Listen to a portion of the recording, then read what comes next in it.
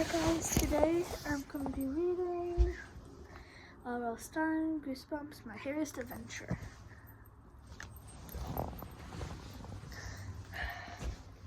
It's October. Happy Halloween is coming up. So I'm going to get into spooky season. My first reading video, I'm going to read chapters 1 through, let's say, until I get to chapter 6, so page 20. Okay. So, you know how there's always something right here, and it says, keeps growing, and growing, and growing. Chapter 1. Why were there so many stray dogs in my town? And did they always choose me to chase? Did they wait quietly in the woods watching people go by? And they just whisper to each other, see that blonde kid? That's Larry Boyd. Let's go get him. I went as fast as I could, but it's so hard to run when you're carrying a guitar case. It kept banging against my leg, and I kept slipping in the snow. The dogs were catching up. They were howling and barking, trying to scare me to death. Well, it's working, guys. I thought, I'm scared. I'm plenty scared. Dogs are supposed to sense when you're afraid of them, but I'm not usually afraid of dogs. In fact, I really like dogs. I'm only afraid of dogs when there's a pack of them running fiercely after me, drooling hungrily, eager to tear me to tiny shreds, like now.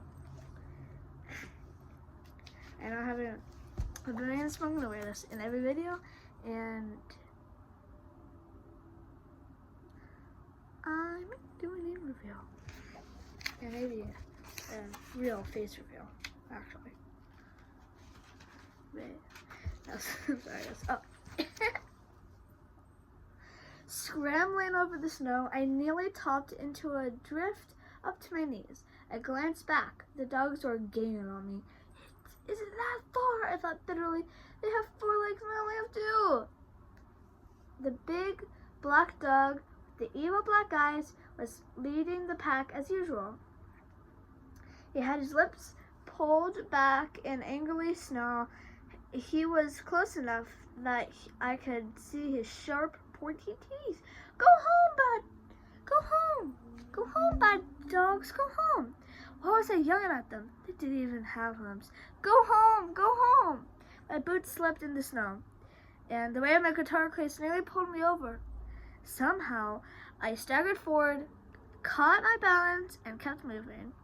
My heart was pounding like crazy, and I felt as if I was burning it up even though it was 12 degrees.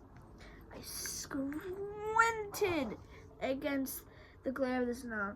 I struggled to run faster, but my leg muscles were starting to cramp. I don't stand a chance, I realized. Ow! The heavy guitar case bounced against my side. Ugh. I glanced back.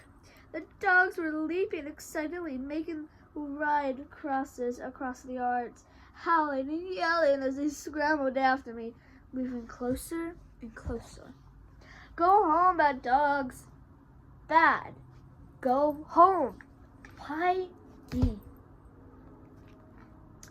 I'm a nice guy, really. Ask anybody. They'll tell you. Larry Boyd is the nicest 12-year-old kid in town. So why do they always chase me? The last time I did into a parked car and shut the door just as I pounced. But today the dogs were too close. The cars on the street were all snow-covered.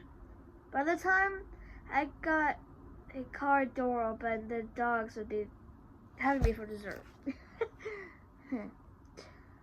I was only half a block from Lily's house, and I could see the corner across the street. It was my only chance. If I could get to Lily's house, I could... No! I stepped on a small rock, hit it into the snow. The guitar case flew from my hand, hit the snow with a soft thud. Boop. I was down, face down in the snow. It got me this time around. It got me. If you have this book, read it with me. That is chapter 1. You know what? I'll read to page...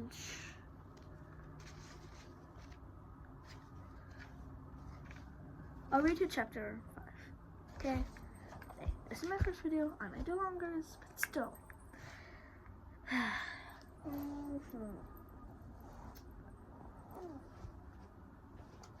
gonna put a cow here.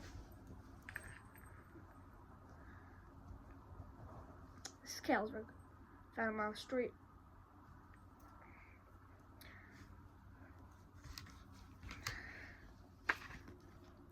Everything went white.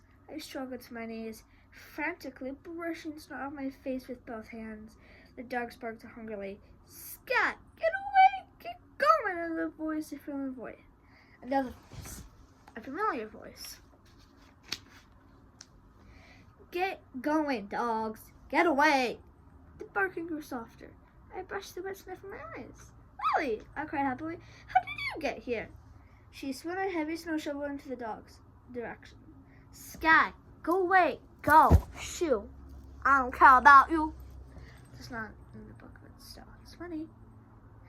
I don't know how to make a joke. The growls turned to low whimpers. The dogs backed up, started to retreat. The huge black dog with black eyes lowered his head and walked away. The others followed. Lily, they're listening to you, I cried, thankfully. I climbed slowly to my feet and brushed the snow off the front of my blue down parka. I think that's a type of shirt. Yeah, it's probably a type of shirt. I don't know, I'm bored. Of course, she replied, grinning. I'm tough, Larry. I'm real tough. Lily Vaughn doesn't exactly look tough. She's 12 like me, but she looks younger. She's short and thin and kind of cute. She has chin-length blonde hair with bangs that go straight across her forehead. The strange thing about Lily is her eyes. One is blue and one is green. No one can really believe she has two different colors, and so they see them. I brushed most of the snow off the front of my coat and the knees of my jeans. Knees of my jeans. That rhymes. That's actually in there. Like, actually, I don't believe this.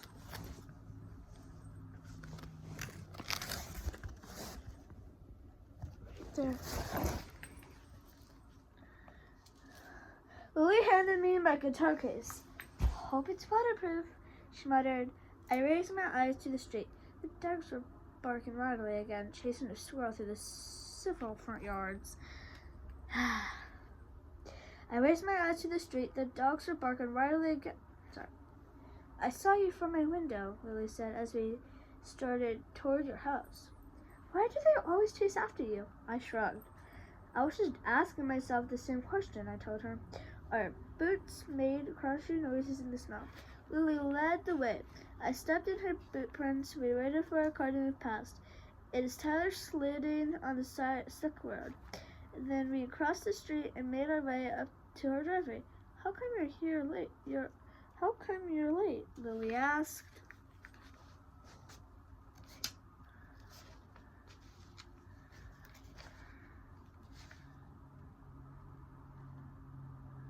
Okay, I'll just do it to chapter 3, okay? I know. This is a long chapter. It's like, 5 pages long.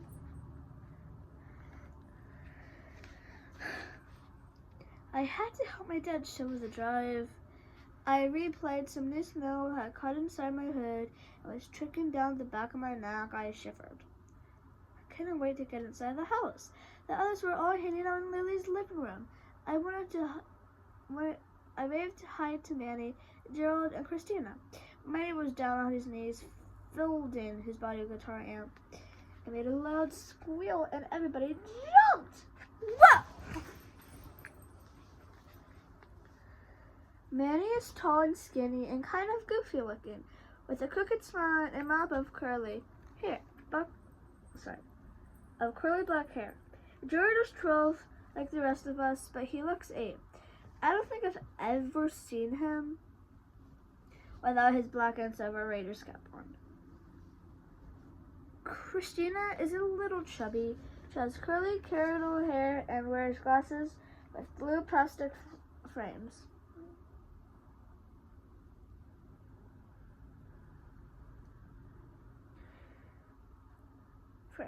I took off my wet coat and hung it on a peg in front of the entryway.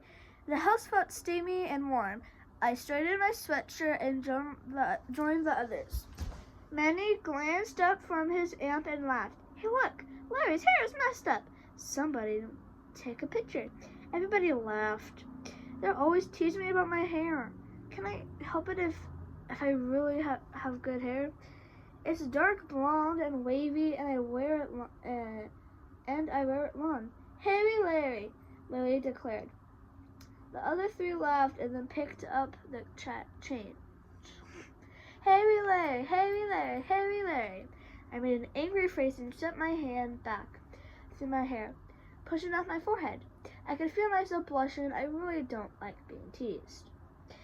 It always makes me angry, and I always blush. I guess that's why Lily and my other friends tease me so much. They tease me about my hair, and about my big ears, and about everything else they can think of. I always get angry, and I always blush, which makes them tease me even more. Hey, Larry, hey, Larry. Great friends, huh? Well, actually, they are great friends. We have a lot of fun together. The five of us have a band. This week, it's called the Geeks. Last week, we called ourselves the Spirit. We changed the name a lot. Lily has a gold coin that she wears a chain around her neck. Her grandfather gave the coin to her. He told her it's real pirate gold, so Lily wants to call her band Pirate Gold, but I don't think that's cool enough. And Manny and Gerald, Chris, agree. At least our name, the Geeks, is a lot cooler than Howie and the Shouters. That's the band who's challenging us in the big battle of the band contest at school. We still can't believe that Howie Hurren named the band after himself. Dun, dun, dun. I'm kidding. That's honestly really stupid. I mean, people do that, but still. Please, I don't like it. I don't like it. No. I'm gonna take this, pretend this is the album. Let's throw it in the trash.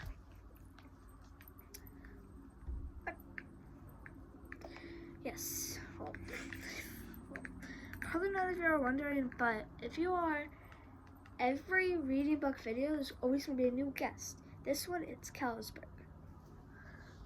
Very cute and very sweet. Very floofy, if I must say myself.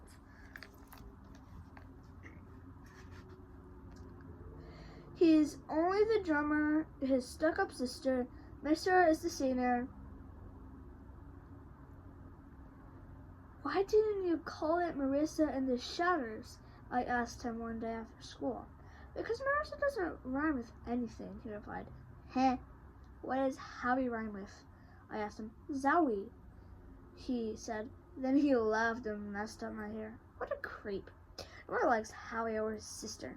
The Geeks can't wait to blow the Shouters off the stage. If only one of us played bass, Jared moaned as we tuned up. Or saxophone or trumpet or something, Christina added, pulling out a couple of pink guitar picks from her old open case. I think we'd sound great, Manny said. Stay down on the floor. Fitted with the cord to his ammo. That is great sound, especially when we put on the fool's tone and crank them up all the way up. Christina, Manny, and I all play guitar. Lily is the singer. And Jared plays keyboard. His keyboard has a drum synthesizer with 10 different rhythms on it. So we also have drums, kind of. As soon as Manny got his amp working, we tried to play Rolling Stones song. Jared couldn't find the right drum on his synthesizer, so we played without it. As soon as he finished, I shouted, "Let's start again!" The others all groaned. Well, we sounded great, Lily insisted. What's a dumb phrase? We don't need to play it again. The one is way off. I said, you're way off, Manny exclaimed, making a face at me. Larry is perfectionist, Christina said. Did you forget that, Manny? How could I forget? Manny groaned. He never lets us finish one song. I could feel myself blushing again. I just want to get it right, I told them. Okay, maybe I am a perfectionist. Is that a bad thing? The Battle of the Bands is in 2 weeks. And I said, we don't get on stage and embarrass ourselves, do we? I just hate being embarrassed. I hate it more than anything in the world. More than steamed broccoli. We started playing against Jared and his saxophone button on his keyboard. And I settled as we had the saxophone. Manny took the first solo, and I took the second. I messed up one chord. I wanted to start again. But I know they would murder me if I stopped, so I kept on playing. Lily's voice cracked at a high note, but she has such a sweet, tiny voice, it didn't sound too bad. We played without talking, taking a break for nearly 2 hours. It sounded pretty good. Whenever Jared found the right drum rhythm, it sounded really good. After we put our instruments back in the cases, Lily suggested we go outside and mess around in the snow. The afternoon was still a high and shiny, shimmery blue sky. The thick blanket of snow sparkled in the golden sunlight. We chased each other around the snow-covered evergreen shrubs in Lily's front yard. Ben had crushed a big, wet snowball over Jared's Raiders cap. That started a snowball fight that at least lasted until we were gasping from breath and laughing too hard to toss any more snow. Let's build a snowman, Lily suggested.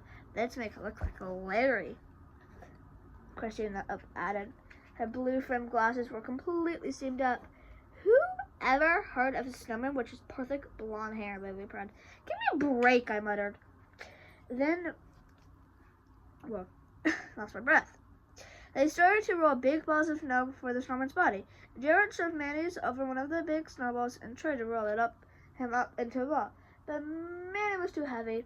The whole thing carbon powder and snow him. Well, they were working on the snowman. I wandered down the street. Something caught my eye at the car next door. A pile of junk sitting next to a metal trash dumpster. I glanced up at the neighbor's house. I could see that it was being rumbled. The pile of junk at the curb was waiting to be carted away. I leaned over the side of the dumpster and began to look through the stuff. I love old junk. I can't help myself. I just love pawing through piles of old stuff. Leaning into the dumpster, I shoved aside a stack of old tires and a balled up shower curtain. Beneath a small round-shaped shag rug, I found a weight and a medicine chest. Wow, this is cool, I muttered to myself. I pulled it with both hands, moved away from the dumpster, and opened the chest. To my surprise, I found bottles of plastic tubes inside. I started to examine them, moving them around with my hand. When the orange bottle caught my eye, hey guys, I shouted to my friends, look what I found. End of chapter 2. That would be it for all, guys. This video is almost 20 minutes long, and wow. When you read, it passes a lot of time. I hope you all like the book. I'll try to post some more stuff every day, and now I'm going to make another video. Another video of my tour of my bedroom, because I technically only filmed this. But no, not gonna happen. So I'm gonna make another video. Bye.